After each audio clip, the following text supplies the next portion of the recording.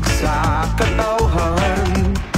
Ang kadaugan sa matan, kadaugan natong tanan. Sa tanan man nga panahon, kanunay nga masinlakon. Handa pa yan nga pinangga, karong puno sa huniakan. Upang sa huniyang musika, kita magkaiusa. Dalig na sadsad na kita. Sadsad sa kadaugan, ang bahan di sa katawan.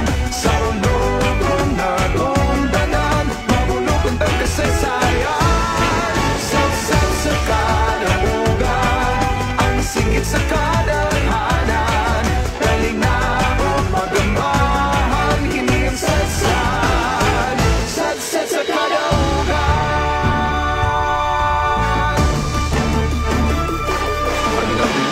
Unang bayan nato, dinhi sa isla nagpuyo. Siya si Tato Lapu-Lapu, kanuring nga gipasigarbo. Ang mga upunganon, pag-uswag kay ipadayon. Taliwala sa pagsulay, nagmalipayon sa kanunay. Ukol sa huniyang musika, kita magkaiusa. Dalig na sadsad na kita.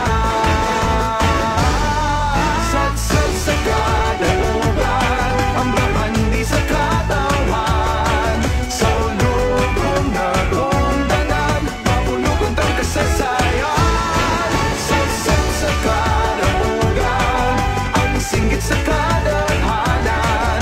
Dalig na magamahan, kini ang sadsad.